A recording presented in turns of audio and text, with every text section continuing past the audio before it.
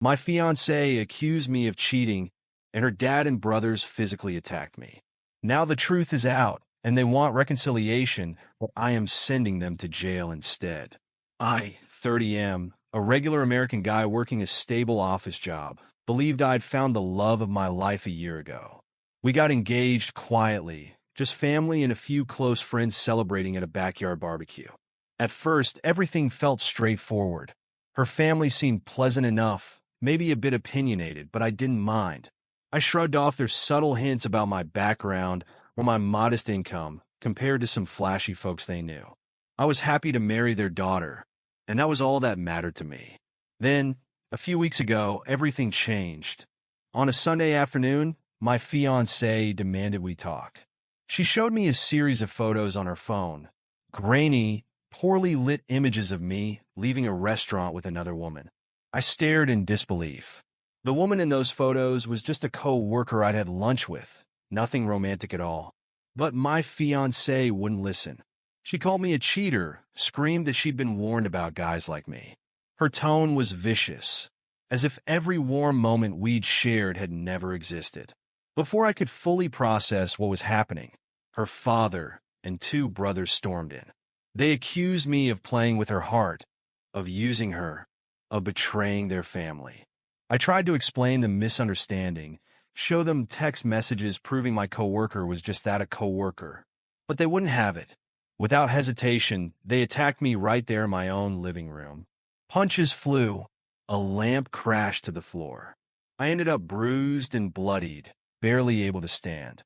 They left me half-dazed, warning that if I came near their daughter again, they'd do worse. My fiancée stood at the door, arms folded, glaring like I was some disease.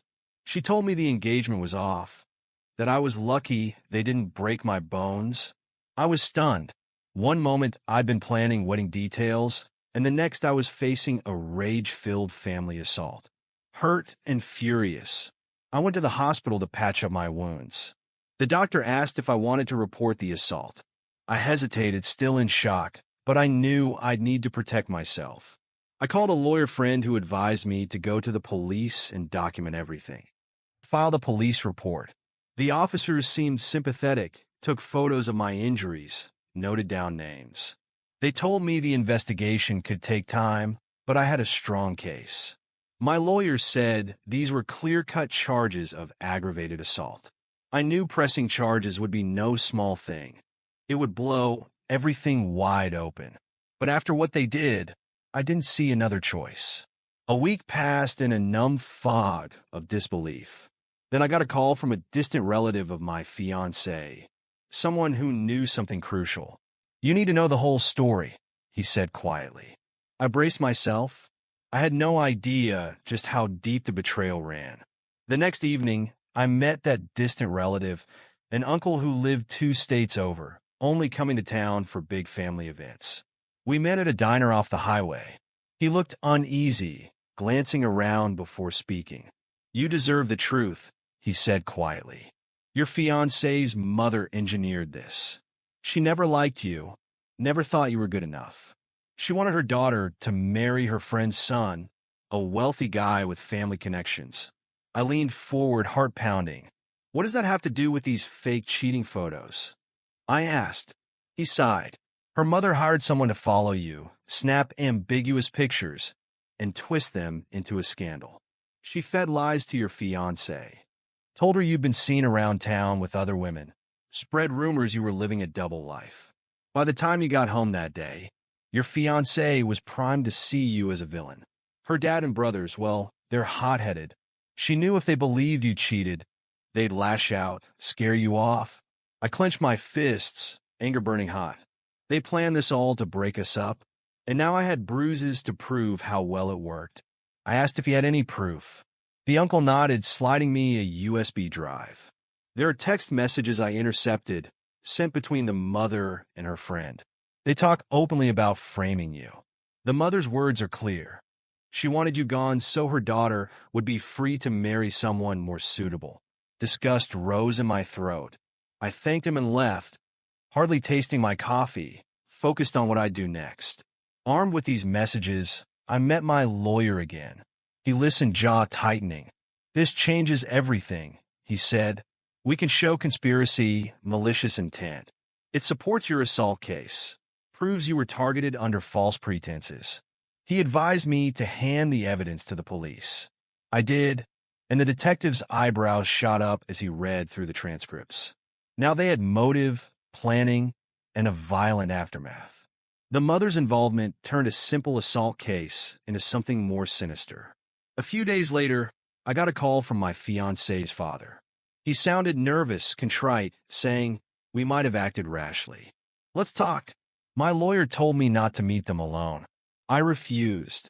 Then my fiancée texted me, "I'm so sorry, I was confused. Let's try again, please." Now that the truth was out, they wanted to patch things up, pretend nothing happened. Unbelievable. After smearing my name and attacking me physically, now they spoke of reconciliation. They must have realized the legal trouble they were in. I ignored them. My silence drove them to show up at my apartment's doorstep, knocking, begging. I didn't open the door, just called the police to report harassment. My fiancée called again, leaving a voicemail. I had no idea my mother lied. "Please understand, I was manipulated." Her voice trembled, but I couldn't ignore what she'd done. Believing them without proof, turning on me in a heartbeat. I scheduled a meeting with the district attorney handling my assault case. He reviewed the new evidence and nodded grimly. "We can pursue not only assault charges against her father and brothers, but also conspiracy and possibly attempted extortion if we find financial arrangements tied to that arranged marriage plan." This was serious. Jail time wasn't just a distant threat. It was a likely outcome for them if convicted. The DA seemed confident. He had texts, a witness, the uncle, and my injuries documented by hospital records. The father and brothers had acted on a fabricated scenario, and the mother set it all in motion. As the legal gears turned, I found myself standing firm. My fiancée sent more messages, voice trembling in every voicemail. I was scared of my family. I didn't know what to do. "Please, let's talk." I listened in silence. If she truly loved me, why did she never ask for my side before letting them beat me? She had a moment to choose trust over blind rage, and she failed. Now, with the truth out, she wanted forgiveness. But forgiveness wouldn't heal my bruises or erase their betrayal. Her family tried a different tactic. A cousin approached me in my office parking lot, urging me to drop the charges. "They made a mistake," he said, palms raised in a pleading gesture. "No one wants a court battle. Just let it go." I refused. A mistake doesn't involve premeditation, lies, and violence. The cousin hinted at compensation. "They'll pay for your medical bills, offer a settlement." I shook my head. I wasn't interested in hush money. They deserved a fair trial, and if found guilty, they deserved the punishment the law prescribed. Soon enough, my lawyer told me the police made arrests. The father and brothers were picked up for assault and battery. The mother was taken in for questioning about the conspiracy. The fiancée wasn't arrested. She hadn't directly assaulted me, but her credibility was shot. I heard that while under questioning, the mother tried to play innocent, claiming she only encouraged her family to protect her daughter's honor. The police had the text, though, showing how she egged them on, planned the fake evidence, and arranged the timing.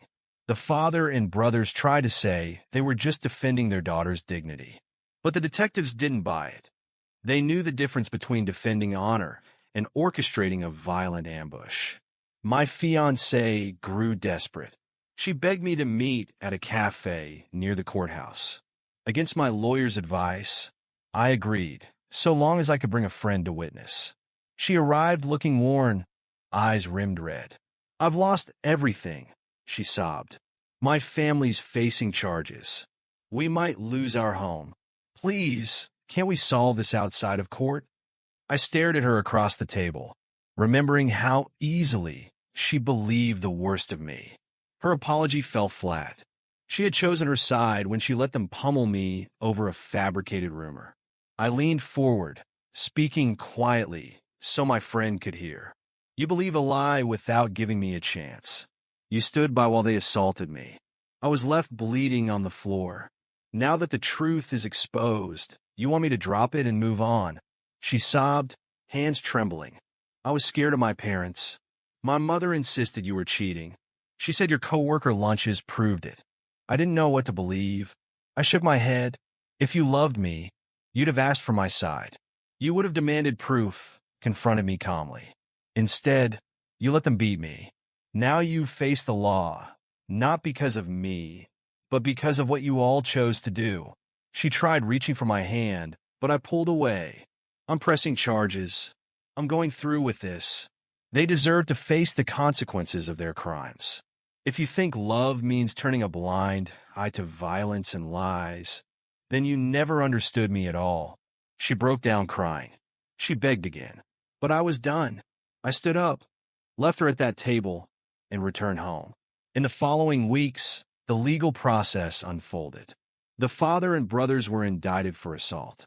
The mother faced conspiracy charges. The DA was confident, and my lawyer kept me informed.